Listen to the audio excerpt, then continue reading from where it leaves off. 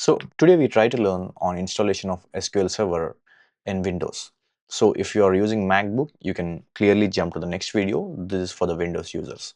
So we can try to jump on the installation process. Firstly, we need to understand why we are only choosing Microsoft SQL Server, because there are a lot of database like Oracle, Postgre, and MySQL.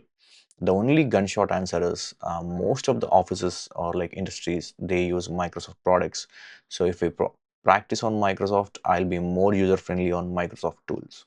So there are two things, SQL Server and SQL Server Management Studio.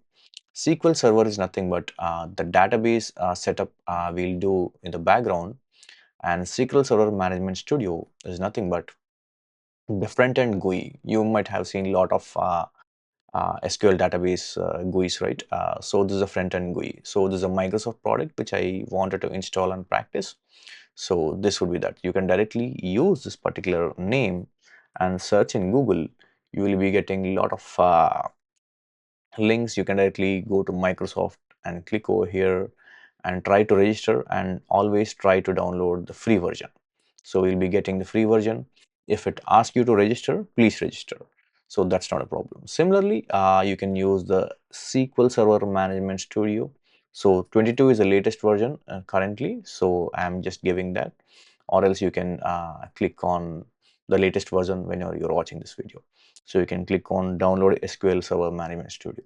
So this would be, I want to make this video as quick as possible, not at all boring. So what I did, I searched the best video for the installation. So always it's not me who will teach how to install it better, right? So you can use this particular link and again try to follow on the installation process. But yeah, remember, he's a very good tutor. So only follow till the time he will teach you to install both SQL and Management Studio, and later on we'll be using our own database to practice. So don't get diverted. So this would be direct gunshot steps, and I'll be giving everything in the description, direct links.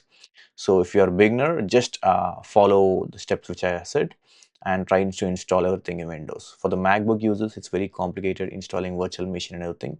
That will be the next video. You can skip the next video if you are using Windows laptop. Thank you.